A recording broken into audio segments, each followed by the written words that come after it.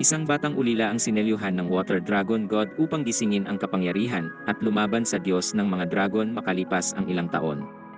Nooy may isang arkipelago ng 4 na isla na tinatawag na Ayaka Islands. 3 sa ito'y tinitirhan ng mga uslak na tao, at isa naman ay para sa 2 elemental na dragon ng apoy at tubig. Ang mga dragon na ito ang tagapagtanggol ng mga isla at may alamat tungkol sa kanila. Noong unang panahon, ang dragon ng tubig ay humina kung saan ang dragon ng apoy ay lubos na nabaliw. Ang dragon ng tubig ang nagbibigay ng buhay at ang dragon naman ng apoy ang kumukuha nito. Nang ang tagabigay ng buhay ay humina, ang ley energy na pinagmumulan ng enerhiyang responsable sa lahat ng bagay sa mundo ay nagambala. Ito ang nagdulot ng pagkabaliw ng dragon ng apoy at walang habas nitong sinira ang lahat. Ngunit isang araw ay may dumating na ermitanyo. Inalay niya ang kanyang buhay upang ibalik ang nawalang kapangyarihan ng Water Dragon. Matapos mangyari ito, bumalik na uli sa katinuan ang dragon ng apoy. Ang balanse ang nagligtas sa mga isla at nagbalik ng buhay sa kanila. Isang bata na nagngangalang Yukito Yanagi ang naninirahan sa ikalawang isla ng Ayaka Islands, kasama ang amang si Makoto na kamukha ni Ehis sa One Piece. May mas matandang kapatid si Yukito na si Jingi na inampon ng kanyang ama bilang estudyante. Magkalapit si Jingi at Yukito noong sila'y bata pa dahil makikita ang pagyakap nito sa kanya. Isang beses noong sila'y naglalaro, hinawakan ni Yukito ang daliri ni Jingi at lumabas ang kanyang bending powers. Biglang namuo ang tubig sa paligid ng daliri ni Jingi na nagmumula sa kamay ni Yukito. Lumikha ito ng maliit na swimming pool na hugis bola na nagsimulang pumalibot kay Yukito at Jingi na ikinalito, ikinatakot ni Jingi. Pero bago pa may mangyari, dumating si Makoto at gumamit ng domain expansion upang kontrahin ang kapangyarihan. Tinanong ni Jingi kung ano ang nangyari, at sinabi ni Makoto na espesyal si Yukito na may kapangyarihang tubig na napakalakas. Sinabihan si Jingi na itago yon sa kanilang pamilya, lalo na sa mas matatandang kapatid na si Haru at Taka dahil ito ay lihim. Ang sikreto ay gusto lang ni Yukito na mabasa at siya rin ang dragon ng tubig kahit hindi halata. Gusto laging banggitin ni Jingi ang sikretong ito sa kanyang master, at pag-usapan kapag wala ang mga nakatatandang kapatid. Iniisip ni Jingi na napakaliit ni Yukito, at nagtataka kung kailan ito uli magiging dragon ng tubig. Sinabi ni Makoto na kapag lumaki na si Yukito, magiging dragon ng tubig na ito, ngunit mananatili pa rin ang kanyang anyong tao. Pero kahit na ganun, kailangan pa rin gumawa ni Makoto ng mahirap na ritual. Sinabi niya kay Jingi na magiging maayos ang lahat dahil siya ang gagawa ng ritual. Ang kailangan lang gawin ni Jingi ay protektahan si Yukito. Tinanggap ito ni Jingi at hinawakan ang kamay ni Yukito na may ngiti sa kanyang mukha. Isang araw, bumalik ang dalawang uslak na si Haru at Taka mula sa misyon na sugpuin ang masasamang nilalang na Aramitama kasama ang kanilang master na si Makoto. Ang dalawa ay mga estudyante rin ni Makoto gaya ni Jingi. Nagsasanay sila araw-araw upang maging lay master tulad ni Makoto. Ang master at mga estudyante ay magkakalapit kasama na ang alkalde ng mga isla na si Ino pati ang kanilang landlady na si Momoko. Para silang pamilya at ang mga estudyante ay parang magkakapatid. Kahit may kompetisyon sa pagitan ng mga estudyante para mapabilib ang kanilang master, magkasundo pa rin sila at laging sumusuporta sa isa't isa. Pero sinabi ni Momoko na huwag silang mag-away sa harap ni Yukito dahil magtatanong ang bata. Kaya naman tumigil si Haru at Taka sa pag-aaway dahil gusto nilang maging magandang halimbawa kay Yukito. Natawa dito si Makoto at sinabing pamilya sila kaya dapat lang na ganoon. Pagkatapos, nagsanay ang dalawang estudyante at nanood si Jingi at sinabihan silang mag-ingat. Ipinaliwanag ni Haru na gusto niyang pamunuan ang dambana kapag nagretiro si Makoto kaya nais niyang maging malakas para dito. Tinanong ni Aka si Jingi kung bakit hindi siya nagsasanay kahit na estudyante rin siya at napakalakas sa water-based lay mastery. Sumagot si Jingi na iba lang talaga siya at hindi niya kailangan ng pagsasanay. Pero sinipa siya ni Makoto mula sa likod at sinabing hindi siya si David Martinez. Dapat pa rin siyang magsanay kung paano gagamitin ang kanyang kakayahan. Hindi natuwa si Jingi at sinabi sa kanyang master na nagbibiro lamang siya. Lumapit si Aka sa kanyang master at hiniling na si Haru ang magsagawa ng ritual sa pagpapakalma ng dragon. Susuportahan niya ito at tutulungang maging susunod na pinuno ng dambana. Sinabi ni Makoto na hindi pa handa si Haru para doon kahit na ipinunto ni Aka na nakatulong na sila sa ibang mga ritual. Sinabi niya kay Aka at Haru na kung magpapatuloy sila sa kanilang pagsasanay, si Haru, sa tulong ni Aka at Jingi, ay magiging pinuno rin sa loob ng ilang taon. Nangako si Haru at Taka na gagawin ang lahat, ngunit hindi sang-ayon si Jingi dahil ayaw niyang magpakalma ng Fire Dragon kada taon. Sinabi ni Makoto na kailangan niyang gawin yon dahil namimiss lang ng dragon ng apoy ang dragon ng tubig kaya ito nagwawala. Nangangamba siya na baka maging Aramitama ang dragon ng apoy balang araw.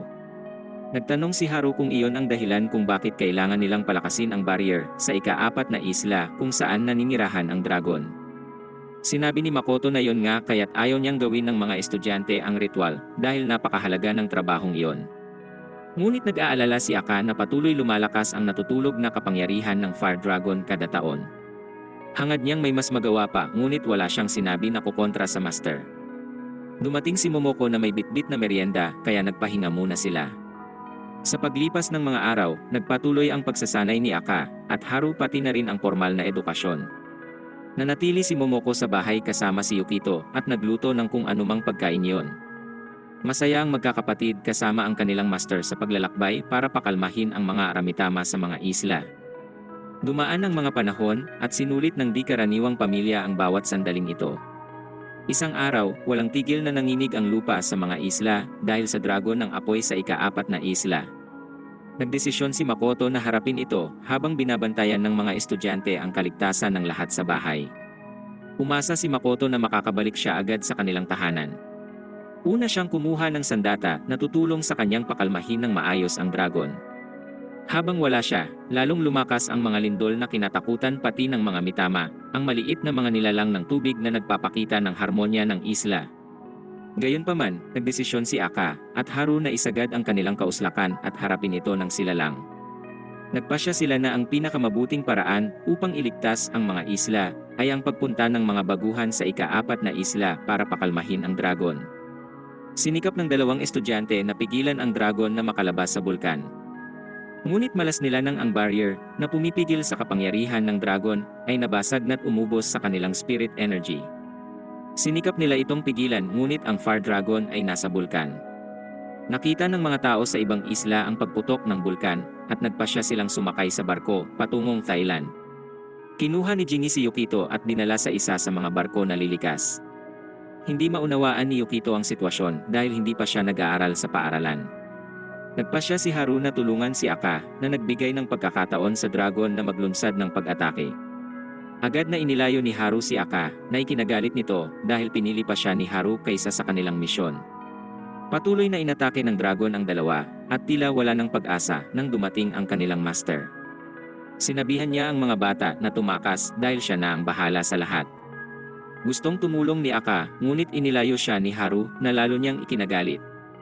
Ayaw niyang iwanan ang kanilang master sa peligrosong dragon ng apoy.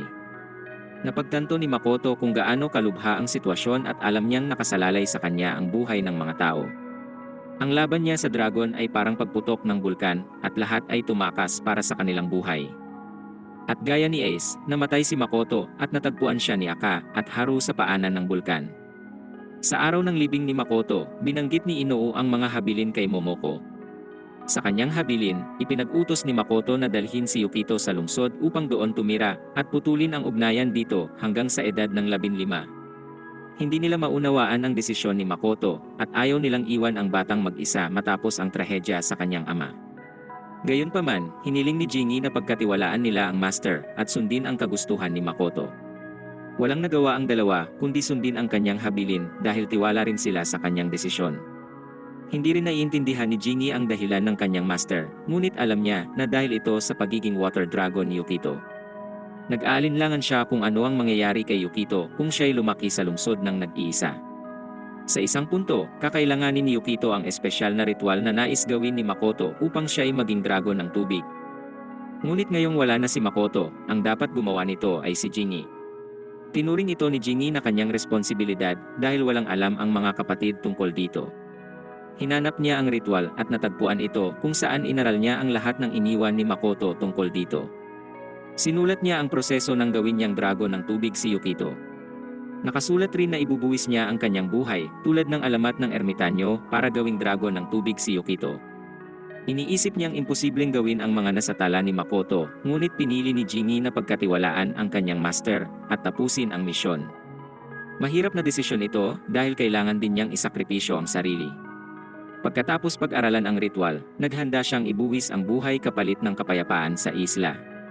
Hindi niya ito estilo, ngunit siya'y pinalaki ng isla, kaya utang niya rito ang kanyang buhay. Nagpasya siyang tamasahin ang buhay ng mabilis sa pinakamasayang paraan, dahil alam niyang hindi na ito magtatagal. Makalipas ang 10 taon, narinig niya si Ino na nakikipag-usap kay Momoko tungkol sa pagkuha kay Yukito mula sa lungsod, kaya nagboluntaryo siyang gawin ito. Pagkatapos ng ilang taon mula nang pumunta si Yukito sa lungsod, natanggap niya ang isang sulat mula kay Ino na nagsasabing bumalik na sa Ayaka. Nang gabing iyon, habang natutulog ay nanaginip siya na siya'y nasa ilalim ng tubig. Madalas na niyang napapanaginipan ito, kaya hindi na siya nagulat dito. Ikinatutuwa niya na rin ang panaginip dahil nagbibigay ito ng kapayapaan. Mas gusto na rin niyang nandoon kaysa sa tunay na mundo kung saan kailangan niyang makipag-ugnayan sa mga tao. Ngunit biglang may kamay na humila sa kanya palabas ng tubig. Nagising siya rito at natuklasan niyang ang kwarto ay nanginginig ng malakas na bigla ring huminto. Kinabukasan, nagtapos sa paaralan si Yukito at lumipat mula sa mga umampon sa kanya pabalik sa Ayaka. Nang tanungin siya ng isang guro kung ayos lang sa kanyang bumalik sa Ayaka, sinabi niya na wala namang pinagkaiba yon sa kanyang buhay. Bagamat buong buhay siyang naninirahan sa mga ampunan, hindi naging mahirap ang buhay dahil mabuti ang pagtrato sa kanya ng mga tao.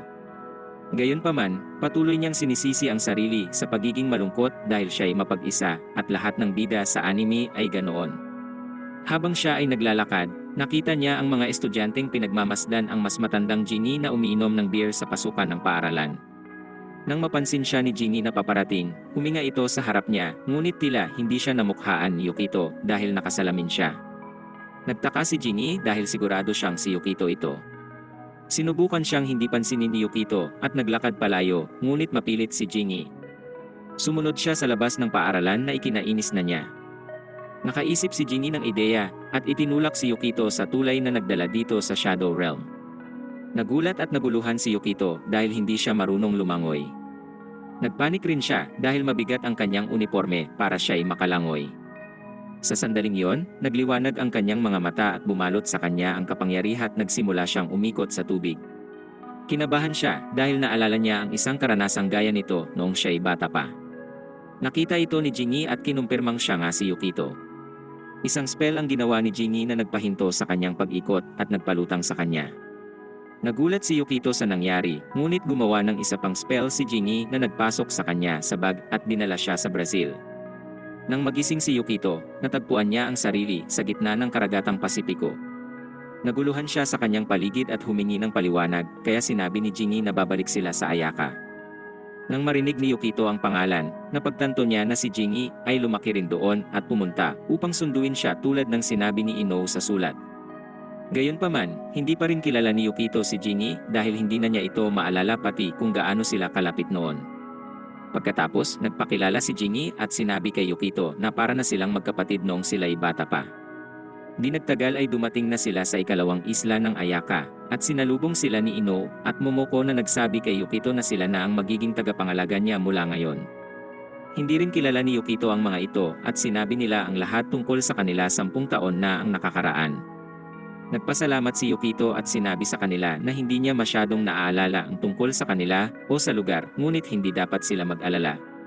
Bumalik sila sa bahay ng alkalde, at sa daan, ay nakita ni Yukito ang isang maliit na nilalang na tinatawag na Mitama na lumilipad. Hindi niya alam kung ano ito, pero hindi rin niya masyadong pinansin yon. Pagdating nila sa bahay, sinabihan si Yukito na maging komportable lang. Sinabi ni Jingy na mag-ikot siya at subukan kung mayroon siyang maaalala. Nakita ni Yukito ang larawan ng siya'y bata pa kasama ang kanyang ama, si Jingy, at ang iba pa. Hindi niya maalala ang mga tao sa larawan kahit ang kanyang ama, kaya nagulat siya na makita ang mukha niya doon. Sinabi ng iba kung anong klaseng tao ang kanyang ama at kung ano ang kanyang ginawa bilang lay master. Napagtanto ni Yukito na mayroon din siyang kapangyarihan na hindi niya maipaliwanag at naisip na baka namana niya ito sa ama. Sinabi ni Jingy na kailangan lang niyang sanayin kung paano gamitin ang kanyang kapangyarihan at maunawaan niya ito. Nang magtanong si Yukito tungkol sa kanyang ina, sinabi nilang wala rin silang alam dahil bigla na lang dumating ang kanyang ama kasama siya nang walang paliwanag. Hindi ito ang gustong marinig ni Yukito, ngunit ito lamang ang kanilang alam. Humingi ng paumanhin si Ino dahil tiyak na mahirap para kay Yukito na mag-isa sa mga taon na yon. Nagtanong si Yukito kung bakit siya pinabalik at sinabi ni Inoo na yon ang nais ng kanyang ama. Ito ang habilin na iniwan niya, ngunit hindi nila alam ang mga dahilan dito. Humingi uli ng paumanhin si Inoo at nangakong babawi kay Yukito sa lahat ng pinagdaanan nito. Nagpasya si Yukito na tanggapin ito dahil kahit na mahirap ang sitwasyon ay tapos na ang nangyari. Pumunta siya sa kanyang kwarto at sumunod si Jingi dahil nag-aalala ito para sa kanya. Ramdam niyang naging malamig at mailap si Yukito, hindi gaya noong siya'y bata pa. Nagtanong si Jingi kung bakit at kinwento ni Yukito ang panahon nang siya'y nasa ampunan. Isang araw, pumunta siya sa ilog kasama ang ilang mga bata. Isa sa mga bata ang tinawag siyang ulilang unggoy na ikinagalit niya. Dahil dito, lumabas ang kanyang kapangyarihan na nagdulot sa tubig ng ilog na umangat at atakihin ang bata. Ang bata ay nakulong sa ere, at natakot si Yukito sa kakaibang kapangyarihang ito't siya ay nawalan ng malay pagkatapos ng pangyayari. Paulit-ulit itong nangyari na nagpabukod sa kanya mula sa mga tao na nakatulong upang makontrol niya ang emosyon at hindi makasakit ng iba. Nang tapos na siyang magkwento, nakita niyang hindi nakikinig si Jingi kaya ikinainis niya ito't umalis siya sa kwarto upang magpalamig. Sinubukan niyang kumalma ngunit hindi niya maintindihan kung bakit kailangan niyang makipag-ugnayan muli sa mga tao matapos niya itong paghirapang iwasan. Sa sandaling yon, isang mitama ang lumitaw at napansin ni Yukito. Tila hindi maganda ang kalagayan nito kumpara sa karaniwan nitong palakaibigan na katangian. Nahulog ito sa malapit na ilog na nagdulot sa tubig na sumabog. Isang maskara na may pulang ilaw sa mata ang lumitaw na sinubukang atakihin si Yukito, ngunit dumating si Jingi at inilayo si Yukito habang ganap na binubuo ng nilalang ang kanyang katawan. Sinabi ni Jingi kay Yukito na ito ay isang aramitama na isang mitama na nahuhumaling sa bida at nagiging masama. Dahil naiinis si Yukito, ang kanyang negatibong emosyon ay bumalot sa mitama at naging ganito kapangit na nilalang. Hindi alam ni Yukito kung ano ang gagawin, ngunit sinabi ni Jingi na umupot panoorin ang kanyang domain expansion. Ang aramitama ay bumuo ng 5 enerhiyang bola upang ilunsad sa kanila. Ginamit ni Jingi ang kanyang kapangyarihan at sinuntok ang nilalang bago ito makagawa ng kahit ano. Nawasak ito at naging patak ng mga tubig, ngunit hindi ito natalo. Nang mapansin ni Jingi na nabigo siya, nagpasya siyang itulak si Yukito sa tiyan nito upang mainis siya. Ikinagalit ito ng sobra ni Yukito na nagpalabas sa kanyang kapangyarihan at pinasabog ang aramitama. Ngunit ang kanyang galit ay nagdulot din sa tubig sa paligid na atakihin si Jingi. Pero maswerteng madali lang kinontra ni Jingi ang atake. Namangha si Yukito kay Jingi, ngunit natakot siya sa pag-atake na naman ng hindi sinasadya. Sinabi ni Jingi na huwag siyang matakot sa kanyang kapangyarihan dahil ang kanyang problema ay ang pagkontrol lang dito. Iniisip ni Yukito na hindi niya iyon magagawa, ngunit hinikayat siya ni Jingi at nangako itong tutulungan siya. Ang aramitama ay napuripikan na at bumalik na sa lay energy. Sinabi ni Jingi na ipapakita niya kay Yukito ang lahat ng kanyang nalalaman kaya dapat siyang kumalma at huwag maging mapag-isa. Nang tapikin ni Jingi ang kanyang noo, naalala ni Yukito ang kanilang kabataan kung saan ginawa rin ito ang ganoon. Kinabukasan, nagsimulang magsanay si Yukito, ngunit hindi niya maintindihan kung paano makokontrol ang kapangyarihan kung ang pagsasanay ay tungkol lang sa pag-upo at paghawak ng hindi nakikitang burger. Sinabi ni Jingi na makakatulong ito, pero sa ngayon ay dapat niya munang damahin ang kanyang lay energy. Nalilito si Yukito dahil hindi niya nauunawaan kung ano itong tinatawag na lay energy. Ipinaliwanag ni Jingi na isa itong mahalagang enerhiya na dumadaloy sa mundo. Gayunpaman, ang pinakamalaking konsentrasyon ng lay energy sa mundo ay matatagpuan sa ilalim ng kanilang isla. Sinabi ni Jingi na ang mga lay master tulad nila ay gumagamit ng enerhiya ng isla upang panatilihing maayos ang mga bagay. Ngunit ang kapangyarihan ni Yukito ay iba sa kanya, kaya't kailangan nito ng enerhiya ng isla upang tulungan siyang kontrolin ang kapangyarihan. Di naglaon, nakatanggap sila ng hiling na harapin ang isang aramitama na biglang lumitaw. Iniisip ni Jingi na makakatulong ito sa pagsasanay ni Yukito, kaya bumuo siya ng plano para harapin ang aramitama. Habang sila ay nagtatago at pinag-uusapan ang plano, narinig sila ng aramitama at lumitaw sa kanilang harapan. Nagsimula itong magpakawala ng ilang atake sa kanila, ngunit si Jingi lang ang pinupuntirya nito. Hinabol pa nito si Jingi nang siya'y tumakbo palayo, kaya nalito si Yukito sa nangyayari. Sinabi ni Jingi kay Yukito na atakihin ang aramitama habang ito ay nakatalikod. Ginamit ni Yukito ang isang spell na tumulong sa kanyang tamaan ang halimaw sa likod at pahinain ito, ngunit hindi ito natalo. Habang nakahiga ang Aramitama, ginamit ni Jingi ang kanyang panapos dito. Bumagsak ito at nagiwan ng bakas, kasama ang ilang mga lata na kanyang nakolekta. Gayunpaman, bumangon muli ang Aramitama dahil hindi ito ganap na natapos ni Jingi. Sinubukan niya itong utusan, ngunit hindi ito sumunod sa kanya't muling umatake. Tumakbo si Jingi, ngunit tinira siya nito, na nagdulot ng kanyang pagbagsak. Sinubukan niyang kausapin ito, ngunit wala itong naitulong. Humingi siya ng tulong kay Yukito, ngunit hindi nito alam kung ano ang gagawin, pero sinubukan nitong mag-isip ng paraan. Sa sandaling yon, lumitaw si Haru at ginamit ang kanyang enerhiya para higupin ang Aramitama sa buhawi at tapusin ito. Bumaba siya upang pagalitan si Jingi sa sobrang pag-inom at gusto niyang tumigil ito, ngunit hindi iyon gagawin ni Jingi dahil libangan niya ito. Nagpasalamat si Yukito kay Haru sa pagligtas sa kanilang mga buhay at nang pumaling si Haru upang tingnan siya'y nagalak ito. Binuhat niya ito sa ere dahil mahilig na siya sa mga batang lalaki ngayon. Nagulat si Yukito sa nangyayari dahil hindi niya naalala si Haru. Nang sabihin ni Jingi kay Haru na natatakot na si Yukito, ito ay kanya nang ibinaba. Nagpakilala siya kay Yukito at sinabi na siya ay nadyansayo rin sa ilalim ng kanyang ama. Dinala ni Haru si Yukito sa bahay upang maghapunan kasama si Momoko. Kumain ng tatlo ng paborito ni Yukito noong siya ay bata pa at gusto niya talaga ang luto ni Momoko, pero gusto sana ni Yukito na maalala iyon, ngunit hindi niya magawa.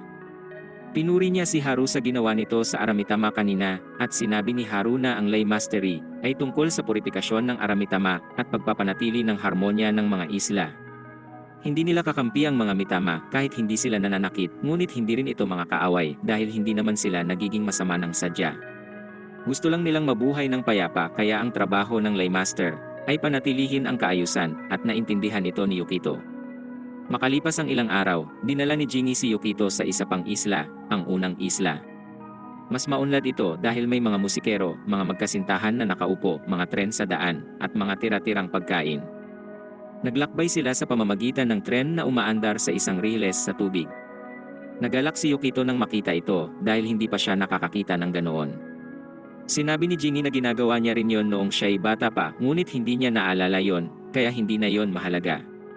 Sa kanilang pagdating, pumunta sila at nagmasid ng mga pangunahing atraksyon na wala naman. Nang makarating sila sa mga kalye, naiwan ni Jingi si Yukito.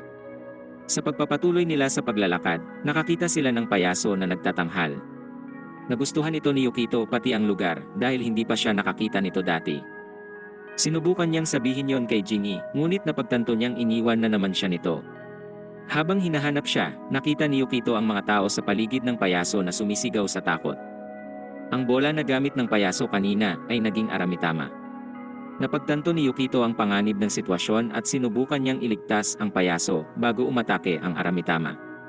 Naramdaman niyang dapat siyang kumilos habang ang mga tao ay tumatakbo palayo at siya lang ang may kakayahang gawin ito dahil ito ay kanyang anime kung saan siya ang bida. Hinarap niya ang halimaw at sinubukan na ilabas ang kanyang kapangyarihan upang lumaban. Ang Aramitama ay umatake, ngunit ito ay napigilan ng isang lalaki na nakasuot ng Amerikana. Ang lalaki ay si Aka at gumamit ito ng baril upang tapusin ang Aramitama na ikinagulat ni Yukito. Sinabi ni Aka na may mga iba pang Aramitama na nakatakas sa barikadang itinakda upang pigilan ang kanilang paglabas. Sa kabila nito, tila masaya si Aka na makita si Yukito matapos ang matagal na panahon katulad ng iba. Sinama niya ito habang sila ay nag-uusap tungkol sa nakaraan at nagpakilala siya bilang isa sa mga estudyante ng ama ni Yukito. Binanggit niya ang pagkakaiba ni Yukito sa kanyang ama na sinasabi rin ng lahat mula nang bumalik siya. Nagtaka si Yukito kung paano nagagamit ng isang laymaster ang baril laban sa mga Aramitama at ipinaliwanag ni Aka na isa lang ito sa maraming paraan. Nagulat si Yukito na mayroong ibang paraan para dito at napaisip kung paano yon gumagana. Sa sandaling yon, inimbita siya ni Aka sa isang gusali kung saan may negosyo siyang isang lounge. Sa kanilang pagpasok, binati sila ni Jingi mula sa counter. Nainis si Yukito na makita siya dahil iniwan siya nito sa gitna ng kalye. Pagkatapos umupo nila Yukito at Aka, nagsimula na si Yukito sa kanyang mga tanong. Nang makita niya si Haru na tapusin ang isang Aramitama, tila masaya ito at iyon ang layunin ng mga laymaster na makamit. Ngunit nang makita niya ang ginawa ni Aka, tila marahas at agresibo ang nangyari. Sinabi ni Aka na hindi niya pinuripika ang Aramitama kundi ay tinapos niya talaga. Ipinaliwanag niya na ang proseso ng purifikasyon ay tumutulong sa Aramitama na bumalik at maging parte uli ng enerhiya. Gayunpaman, hindi niya ginagawa iyon dahil siya ay kakaiba, kaya binubura niya sila ng tuluyan dahil nananakit sila ng tao. Walang alam ang mga turista sa nangyayari sa mga isla, kaya sinasamantala ito ng mga Aramitama para manakit na lubos niyang ikinakagalit, kaya gusto na lamang niyang ubusin ang mga ito. Hindi sumasang-ayon si Yukito sa ganitong paraan, dahil nagagawa naman ito ni Haru gamit ang kanyang kapangyarihan. Ngunit walang pakialam si Aka sa mga Aramitama, hindi gaya sa mga tao. Gusto niyang iligtas ang mga tao at ubusin ang mga halimaw hanggang sa wala na itong pagkakataong makabalik. Naisip ni Aka ang obsesyon ni Haru sa mga tinuro ni Makoto at sa purifikasyon ng Aramitama. Siya naman sa kabilang dako, gusto lang niyang pagbabarilin ang mga ito. Tumanggi si Yukito na tanggapin ang paraan ni Aka, kung saan sinabi ni Aka na hindi niya kailangang gawin iyon dahil hindi nito mababago ang kanyang pamamaraan. Dumating ang estudyante ni Aka na si Ibara upang sabihin na natagpuan nila ang pangunahing katawan ng Aramitama kanina.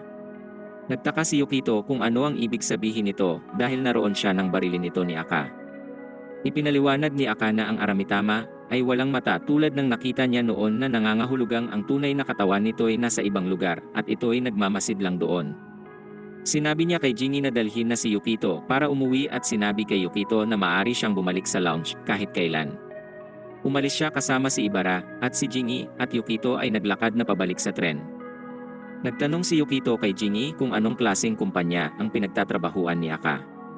Sinagot ni Jingi na ito ay isang kumpanya na umaatake muna bago magtanong. Nagtanong si Yukito kung ano ang opinyon ni Jingi lalo na sa pamamaraan ng kanilang pagharap sa mga insidenteng ito. Iniisip ni Jingi na ginagawa nila ng maayos ang kanilang trabaho, ngunit hindi iyon ang nais marinig ni Yukito. Ipinaliwanag ni Jingi na dahil sa pagtaas ng turismo sa mga isla, maraming Aramitama ang lumilitaw dahil sa enerhiya na dala ng mga turista mula sa labas. Kahit na hindi ito ang kanilang hangarin, ginagambala nila ang mapayapang enerhiya ng mga isla, kaya sila nasasaktan ng mga Aramitama na inaaksyonan lang ni Aka.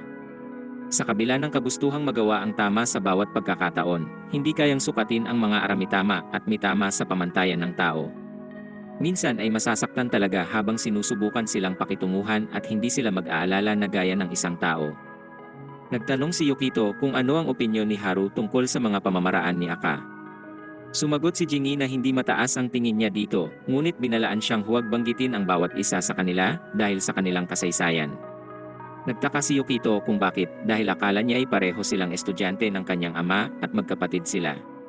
Hindi na nagsabi si Jingi ng karagdagang impormasyon at iniwan niya si Yukito dahil nakalimutan niya ang kanyang pera sa lugar ni Aka. Sinabi niya ditong mauna nang umuwi dahil siya ay babalik pa sa lugar ni Aka. Umalis na si Yukito dahil iniwan na siya ni Jingi noon, kaya't hindi na ito malaking bagay sa kanya. Habang siya ay naglalakad at iniisip na nakikita niya ang sarili sa Aramitama, biglang umuga ang lupa at narinig niya ang isang malakas na ungol. Nagsimulang magtakbuhan ang mga tao upang lumikha ng eksena at tumakbo si Yukito sa direksyon ng lahat ng ito upang malaman kung ano ang nangyayari. Nakilala niya ang isang miyembro ng kumpanya ni Aka na si Makita at ipinahayag na siya rin ay isang laymaster na dapat palampasin. Lumapit si Yukito sa Aramitama at inisip ang sinabi ni Aka na hindi mag-aatubiling manakit ng mga tao ang Aramitama. Naisip ni Yukito na maaari niya itong mapuripika, kaya ginamit niya ang kanyang kapangyarihan para maglunsad ng spell.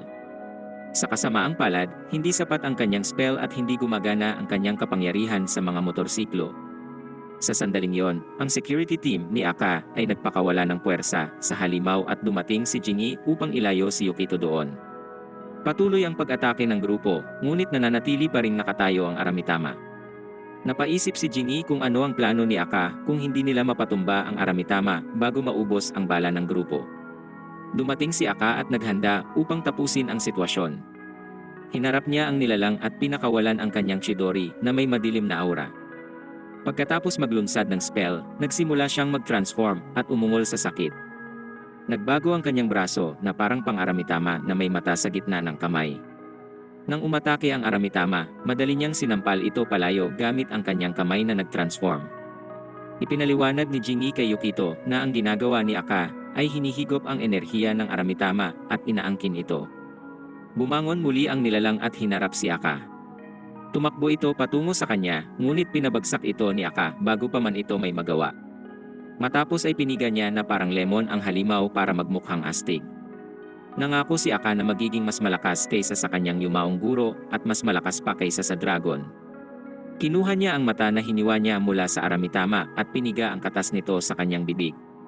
Binalik siya nito sa kanyang totoong anyo at ginawa siyang mas kalmado. Hindi alam ni Yukito kung ano ang mararamdaman sa nakita't hindi rin alam ni Jingi kung ano ang sasabihin. Maya-maya, habang sinusundan si Aka ay napagtanto ni Yukito ang sakit na nararamdaman nito mula sa laban. Kinabukasan, dinala ni Jingi si Yukito sa ikatlong isla kung saan naninirahan at nagsasanay si Haru at kanyang mga estudyante. Ang isla ay mapayapa, hindi gaanong moderno, at mayroon lamang mga gubat pati dambana. Ayaw ni Jingi rito dahil walang internet o mga babae sa isla. Bumibisita lamang siya kapag may mga kapistahan, at ngayoy pumunta lamang siya dahil pinilit siya ni Yukito. Umaasa si Yukito na makilala si Haru at maging kaibigan ang kanyang mga estudyante. Binati sila ng mga estudyanteng si Chatero at Yako na hindi gaanong gusto ni Jingi pero hindi rin nila gaanong gusto si Jingi dahil sa ugali nito. Pinakita sa kanila ang isang dambana na iniaalay sa mga dragon sa ika-4 na isla. Nang magtanong si Yukito, sinabi nila kung saan naninirahan ang mga dragon at ipinakita ang isla na matatanaw mula roon. Dahil sa pagwawala ng mga dragon noong unang panahon, itinayo ang dambana upang pakalmahin sila. Inilahad nila kay Yukito ang kamakailang kasaysayan na ginawa ng mga dragon na dahilan ng pagpanaw ng kanyang ama.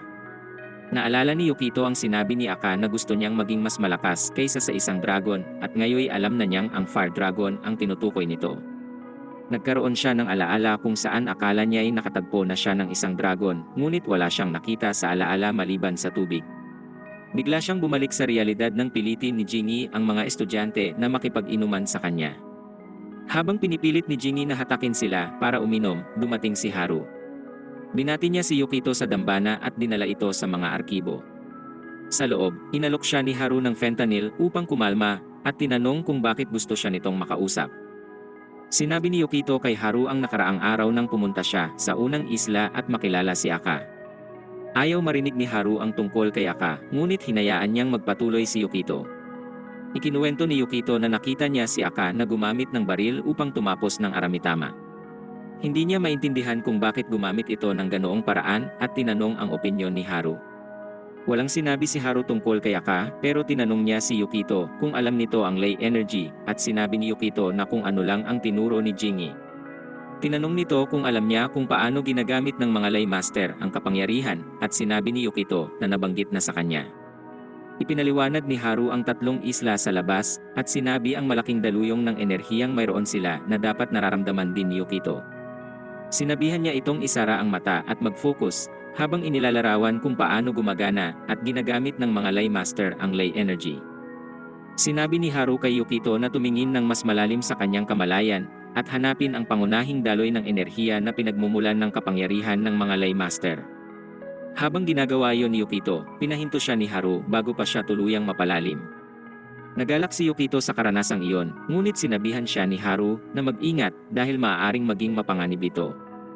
Dumating ang isang mitama at itinuro ni Haru kay Yukito na gawarin ang mga mitama sa parehong Ley Energy at hindi delikado, ngunit maaaring maging aramitama kung mababahiran ang lugar. Ipinunto niya na tungkulin ng mga Ley Master ang purifikasyon ng mga nilalang at ibalik sila sa pangunahing daloy. Sumagot si Yukito kay Haru na kinain ni Aka ang isang mata ng aramitama na kanyang tinapos upang lumakas. Ngunit alam na ni Haru ang lahat ng ito at sinabi niyang sa ganitong paraan ay binabahiran rin ni Aka ang sarilit nanganganib na maging aramitama. Nagtaka si Yukito kung bakit ginagawa ni Aka ang bagay na ito para lamang sa kapangyarihan. Sa mga sumunod na araw, patuloy na tinuruan ni Jingi si Yukito kung paano kontrolin ang kanyang kapangyarihan. Tila alam ni Yukito kung paano kumuha ng enerhiya, ngunit hindi ang pagkontrol nito. Sa kanyang pagsasanay, sinubukan niyang gayahin si Gojo at Nadapa. Isang lindol lang iyon na nagpanginig sa 4 na isla. Sinabi ni Jingi na hindi siya dapat matakot sa isang lindol at mawala sa focus gaya noon kaya kailangan niya pang magsanay. Kinabukasan, may naganap na namang lindol kaya inimbitahan ni Jingi si Yukito sa libingan ng kanyang master. Nang makarating sila, umupo si Jingi at uminom ng alak. Hindi maintindihan ni Yukito kung bakit kailangan nilang magbigay respeto sa ama dahil lang sa lindol. Sa oras na yon, dumating ang 3 matanda upang magbigay rin ng respeto. Ibinunyag nila na dahil sa mga lindol noong nakaraang araw at kaninang umaga, ay baka masama ang pakiramdam ng Fire Dragon. Hiniling nila kay Jingi na magbigay respeto kay Makoto upang maprotektahan ang mga isla. Nagkwentuhan sila hanggang sa tanungin ni Yukito kung ano ang ginawa ng ama upang protektahan ang mga isla. 10 taon na ang nakalilipas, kaya nagkwento ang matatanda. Nagsimula si Jingi sa 2 dragon na naninirahan sa ika-4 na isla at sa kasaysayan pati kung anong nangyari 10 taon na ang nakalilipas. Dahil sa pagwawala ng dragon ng apoy ay halos lumubog sa dagat ang mga isla. Ngunit hindi ito nangyari dahil naupo si Makoto sa lupa ng 10 taon bilang kapalit ng kanyang buhay. Patuloy silang nag-usap at nagbigay ng respeto si Yukito sa yumaong ama na hindi pa rin niya naalala. Isang sandali pa, nakita nila si Ibara na paalis sa lugar, at inimbita ito ni Jingi para uminom, ngunit binaliwala siya nito. Sinama ni Jingi si Yukito upang magbigay respeto sa puntod ng mga magulang ni Ibara, at nakita ni Yukito ang mga susi ni Ibara na aksidenteng nahulog at hiniling kay Jingi na samahan siya sa unang isla upang ibalik ito. Humingi ng paumanhin si Yukito sa pagdala kay Jingi sa unang isla dahil hindi siya umaasa na makakasundo ang estudyante ni Aka, ngunit alam niyang kailangan nito ang mga susi. Wala ito kay Jingi dahil gusto niya ang unang isla at nakarating sila sa lugar ni Aka at nakita siyang papaalis. Sinabi nila kung bakit sila naroroon at sinabi niya sa kanila na kausapin si Makita bago umalis. Binanggit niya kay Yukito na mag-ingat sa pag-uwi dahil maaaring maging mahirap ang mga bagay. Nagtaka si Yukito kung ano ang ibig sabihin ni Aka, ngunit hindi siya binigyan ng sagot kaya umupo na sila at nakipag-usap kay Makita. Humingi ng paumanhin si Yukito sa ginawa nila sa sementeryo dahil maaaring nainis si Ibara. Sinabi ni Makita na huwag mag-alala tungkol dito dahil ang mga tao sa Ayaka ay tumatawa at nagsasaya sa sementeryo bilang paraan ng pagbibigay respeto. Pero depende ito kung paano namatay ang isang tao na maaaring ikalungkot ng iba gaya ni Ibara. Nagtanong si Yukito kung paano namatay ang mga magulang ni Ibara, kaya nagkwento si Makita.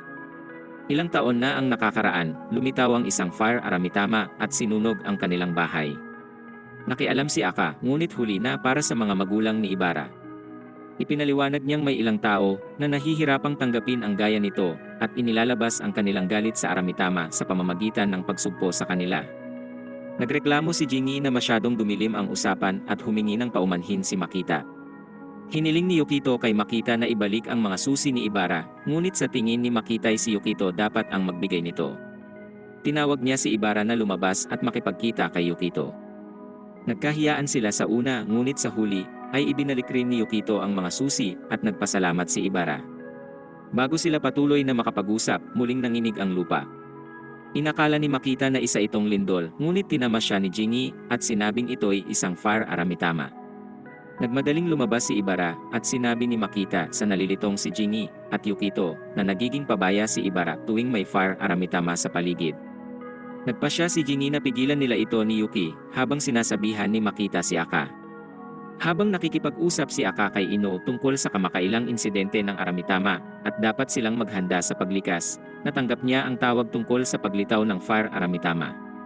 Tumakbo si Jingi at Yukito patungo sa mga pagsabog na dinulot ng Aramitama. Sa kanilang pagtakbo, nakita nila ang isang babae na nasa peligro, kaya tinulungan ito ni Jingi at sinabihan si Yukito na ituloy ang pagsunod kay Ibara. Narating ni Ibara ang Aramitama na umaatake sa 2 sibilyan, kaya pinrotektahan niya ang mga ito at naghandang labanan ang nilalang ng mag-isa. Bumalik ang alaala ng kamatayan ng kanyang ama, kaya nangako siyang hindi natatakas kailanman. Sinugod niya ang nilalang at sinubukang umatake, ngunit madali siyang pinigilan nito. Nagpakawala ito ng atake sa kanya, ngunit dumating si Yukito upang salagin ito at naalala ni Ibara kung paano rin siya pinrotektahan ni Aka ng ganoon. Hindi huminto ang Aramitama sa paglunsad ng apoy, ngunit pinanatili ni Yukito ang barrier na kanyang nilikha gamit ang tubig. Gumamit siya ng spell upang atakihin ang halimaw at bagaman epektibo ito, hindi iyon sapat para mapatumba ito. Hiniling ni Yukito kay Ibara na tumakas at dumating si Chatero at Yako sa kanila. Inatake uli sila ng Aramitama gamit ang apoy na bahagyang nasalag ni Yukito gamit ang kanyang shield. Sinabi ni Yukito sa iba na tumakas dahil sobrang lakas ng Aramitama para sa kanila. Tumanggi si Ibara na gawin yon dahil kung tatakbo sila ihahabol lang ang Aramitama. Maaari itong magdulot ng panganib sa mga taga-isla kung sakaling maipit sila sa laban. Sinabi niya na kaya niya itong harapin ng mag-isa at pumunta upang labanan ito.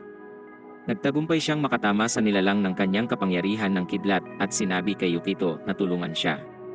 Gumawa si Yukito ng mas malaking barrier upang pawiin ang Aramitama sa tubig at patayin ang apoy nito.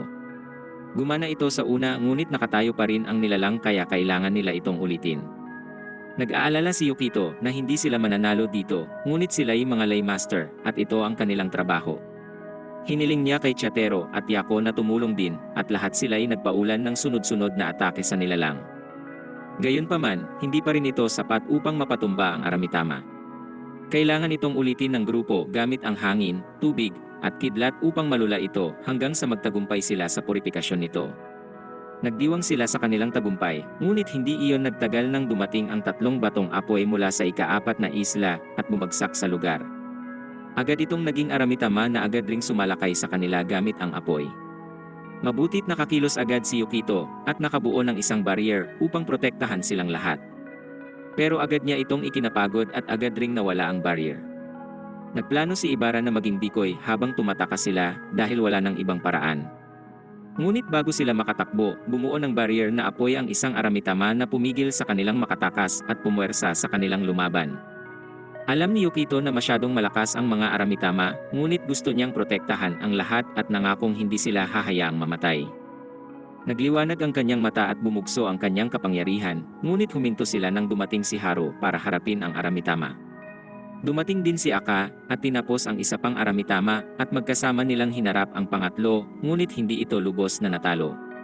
Habang inaasikaso nila ang mga estudyante, bumangon ang pangatlong Aramitama na ikinatuwa ni Aka.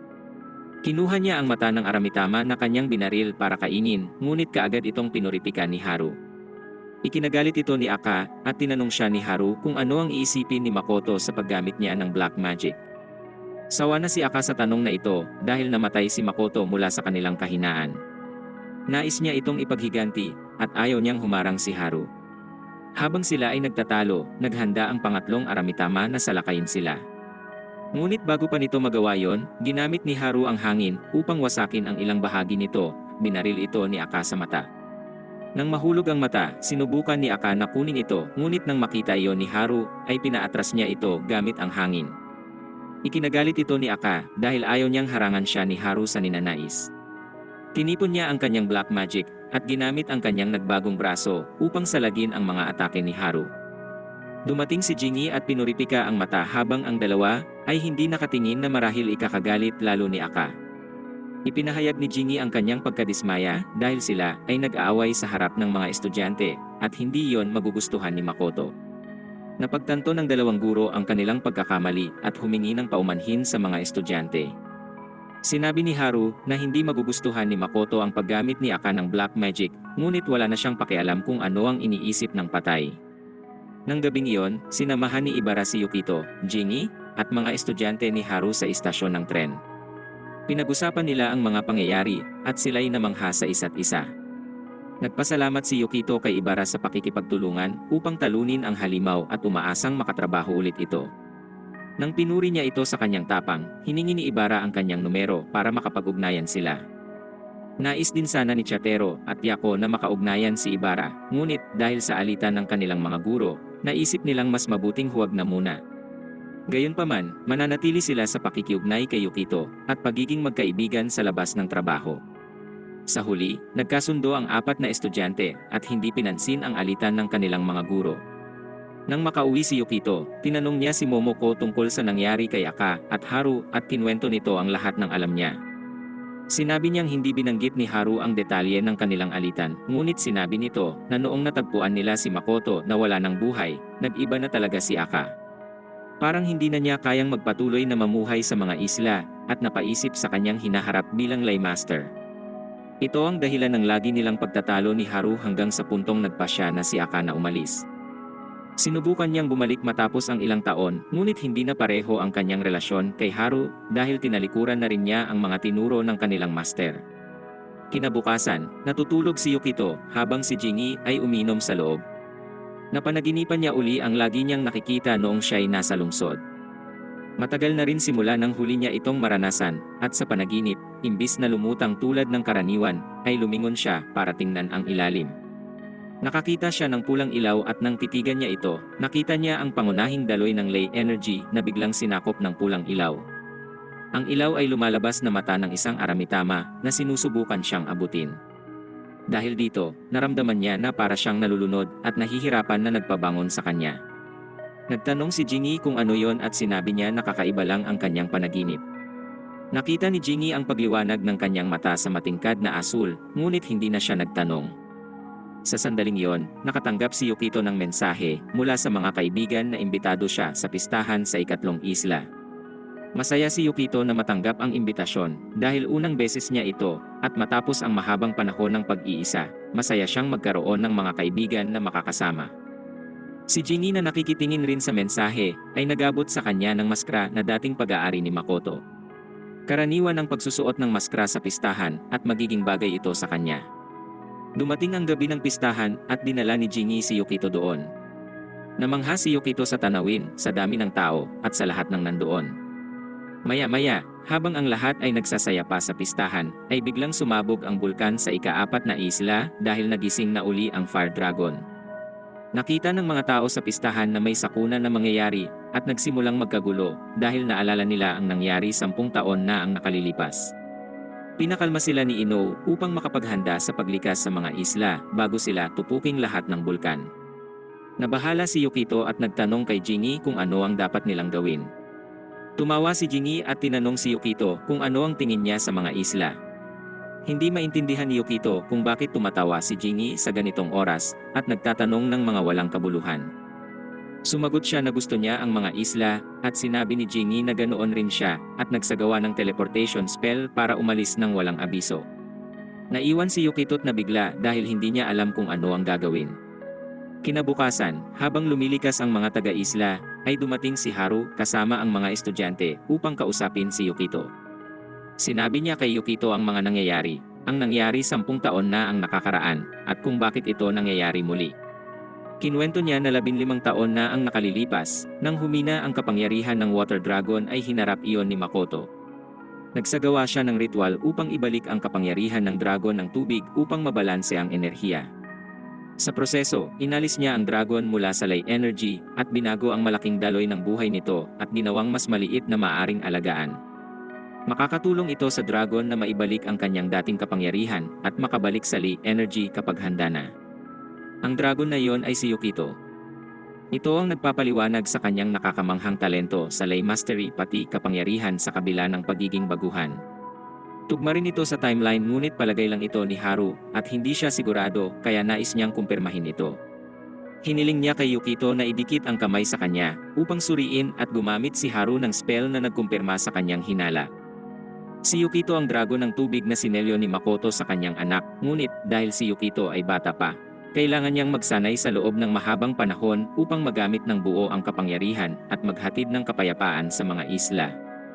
Isa pang opsyon ang magsagawa ng bagong ritual upang ibalik siya sa Ley energy. Hiniling ni Haru kay Yukito na magsanay ng husto at maging malakas para balang araw ay makabalik siya sa totoong sarili. Sinabi niya sa mga estudyante na umalis kasama si Momoko at lumikas dahil plano niyang pumunta sa ika-4 na isla upang gawin ang ginawa ni Makoto noon. Sinabi niya sa mga estudyante na tumugon kay Jingy para sa kanilang pag-aaral sa hinaharap dahil sila ay pamilya kahit na hindi sila magkasundo at umalis na siya. Dumating siya sa ika-4 na isla at nagsimulang magtayo ng barrier spell subalit naabala siya sa pagdating ni Aka. Nagsimula silang magtalo kung sino ang mag-aalay ng sarili dahil may isang dapat maiwan para gumabay sa mga estudyante. Binigyan nito ng oras ang dragon na lumitaw sa kanilang harapan. Walang sinayang na oras si Aka at ginawang pang-aramitama ang kanyang kamay at sumugod sa dragon, ngunit mas malakas ang dragon kaysa sa kanya. Nainis si Haru sa pagiging pabaya ni Aka at kinailangan niya itong suportahan, ngunit kahit siya'y hindi ito kayang tapatan. Sumugod siya sa dragon na patuloy ring sumasalakay. Patuloy silang nagtalo ni Aka, ngunit sa oras na yon, nagpasya silang magtulungan upang sabay na atakihin ang dragon. Tumama ang atake, ngunit hindi pa rin sapat upang magdulot ng pinsala na ikinapagod lang nila. Nagsimula uli ang atake ng dragon at tinamaan si Aka. Lumapit si Haru upang subukan siyang ilayo, ngunit hindi huminto ang dragon at muli silang sinalakay. Swerteng dumating si Yukito at ang iba upang protektahan sila mula sa pagsalakay. Hindi masaya ang mga guro na makita ang mga bata roon dahil napakadelikado, ngunit hinayaan na lang nilang tumulong ang mga ito. Lahat sila ay nagtulungan at naglunsad ng mga atake habang sinasalad ang dragon. Ngunit malayo pa ito sa katapusan dahil tila hindi humihina ang dragon kaya't patuloy silang nagpursigi ngunit nauubos na ang kanilang lakas. Ginamit ni Haru ang spell ng kanyang guro upang ikadena ang dragon at itulak ito pababa sa bulkan, ngunit nagawa ng dragon na putulin ang mga kadena at makatakas muli. Nagpasya si Aka na gumamit ng black magic upang maging aramitama at sa tulong ni Haru, sinugod niya ang dragon na parang isang aramitama. Sa kasamaang palad, ang dragon ay masyado pa ring malakas at hindi naapektuhan. Nang lumalabo na ang sitwasyon para sa grupo, dumating si Jingi upang tumulong. Panahon na para isagawa niya ang ritual na buong buhay niyang inihanda. Nagtaka si Yukito kung saan nanggaling si Jingi at sinabi nito na may kailangan lang siyang siguruhin. Tinanong niya si Yukito kung nais nitong bumalik ang kanyang kapangyarihan bilang water dragon at umuo si Yukito dahil nais niyang protektahan ang isla, ang mga tao dito. Sinabi niya na alam niya ang spell na dapat isagawa sa ritual upang maibalik si Yukito sa kanyang anyong dragon. Ito na ang oras para gawin niya ang matagal na niyang hinihintay.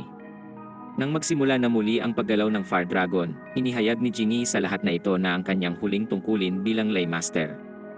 Ito ay dahil ang ritual ay magdudulot ng kanyang kamatayan, pero hindi niya ito sinabi. Agad siyang naglunsad ng spell upang dalhin ang kanyang sarili, at si Yukito sa Lay Energy Realm.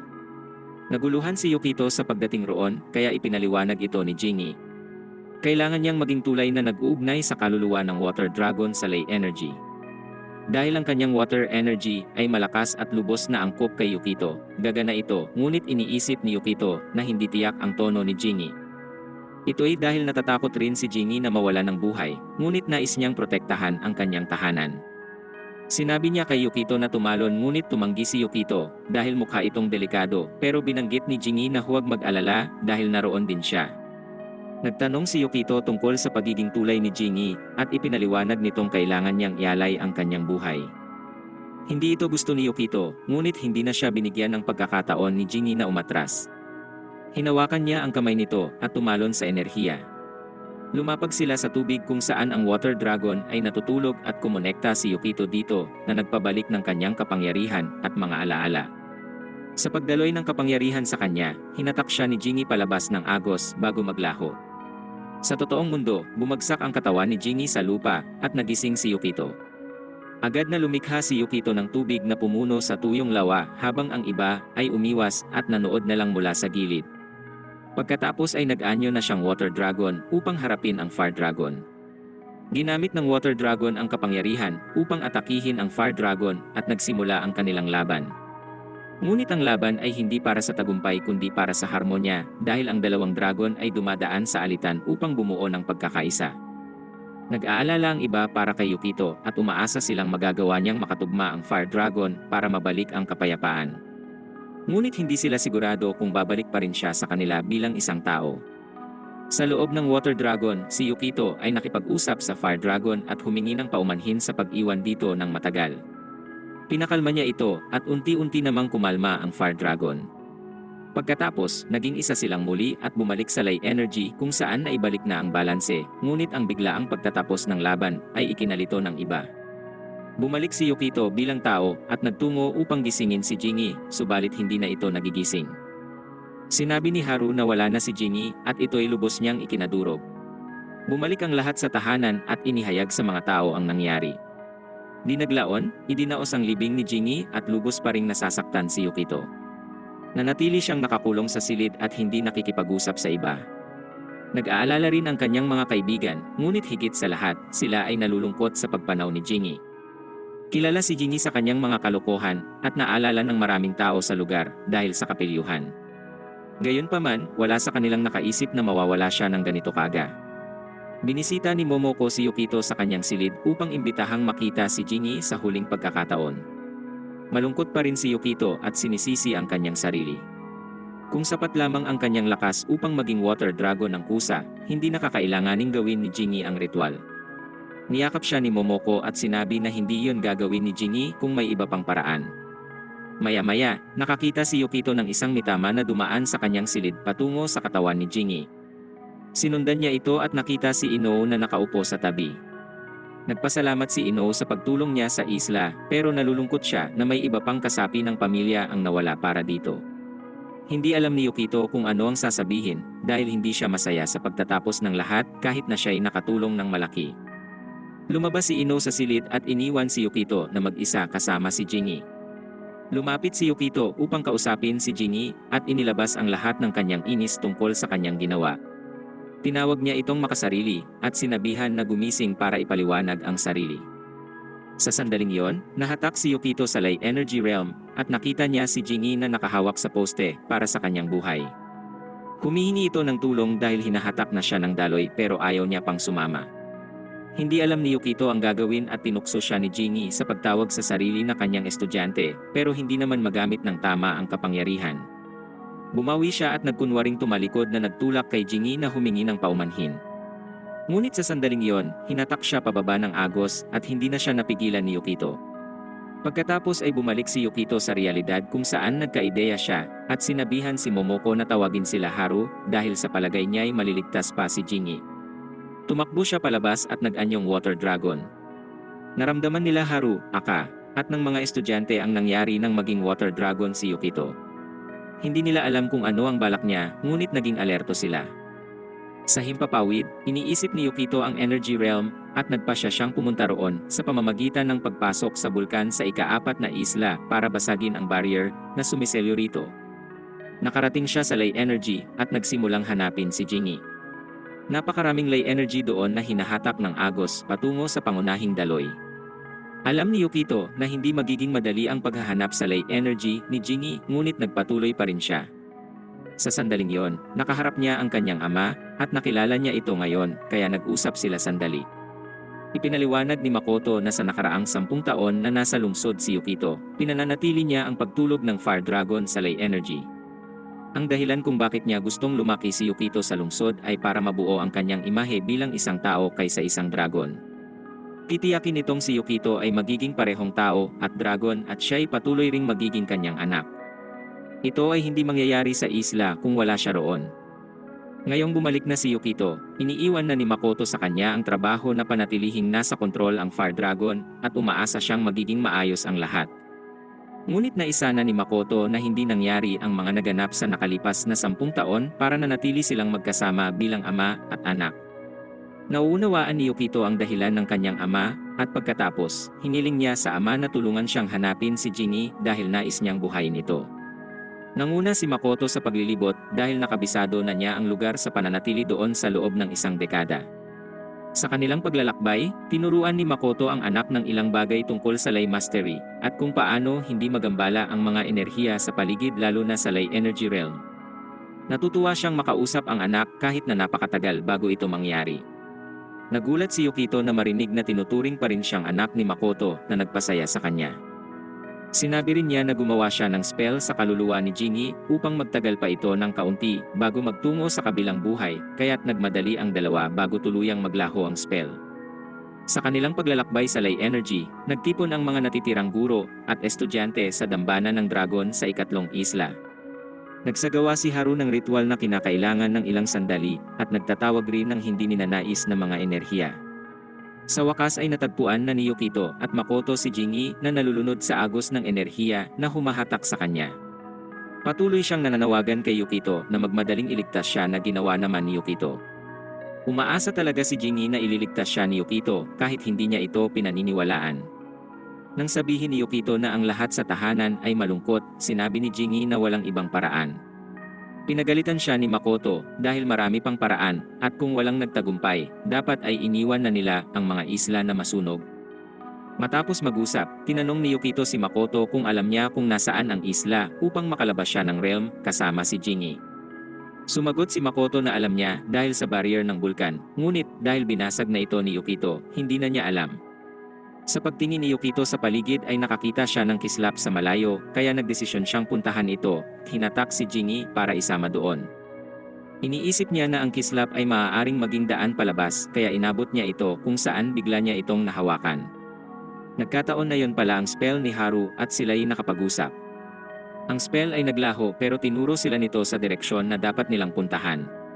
Bago sila umalis, nagpaalam sila kay Makoto na nagsabing kinakailangan niyang samahan ang Fire Dragon sa Energy Realm at umalis na ang dalawa. Sa labas, ginamit ni Aka ang kanyang kapangyarihan upang tumagos sa loob ng Water Shrine ng Water Dragon. Ang kanyang kamay ay nakapasok sa Energy Realm at hinatak si Yukito palabas. Ngunit nakabitaw si Yukito at napunta siya sa isa pang dimensyon kung saan naroroon ang enerhiya ng Fire Dragon. Ayaw nitong umalis si Yukito, ngunit sinabi niya dito na maghintay lang dahil babalik rin siya. Ipinaliwanag niya na kailangan din niyang mabuhay sa isla dahil siya ay isang Laymaster bukod sa pagiging Water Dragon. Pumayag ang Fire Dragon na maghintay pa ng kaunti at hinayaan siyang umalis. Muli siyang hinatak ni Aka at inilabas kasama si Jingi. Nagising si Yukito at napagtantong hindi na nakahawak si Jingi sa kanyang kamay. Sa bahay, biglang nagising si Jingi at nagulat si Momoko at si Ino. Alam nilang patay na ito ilang minuto lang ang nakakaraan, ngunit ngayon ay gusto na agad nito ng beer. Nang malaman ni Yukito na buhay na ulit si Jingi, siya ay naging masaya at humingi ng paumanhin sa mga kaibigan sa pag-aalala. Si Aka at Haru ay natuwa sa pagbalik ng kanilang kapatid at napagtanto ang kahalagahan ng kanilang pamilya. Ito ang tumapos sa tensyon ng dalawa at nagdesisyong magtulungan lalo na sa mahahalagang sitwasyon. Bumalik si Aka sa mga turo ng kanyang guro at pumasok si Yukito sa paaralan kasama ang mga kaibigan kung saan alam na niya na doon siya nababagay at mamumuhay ng masaya.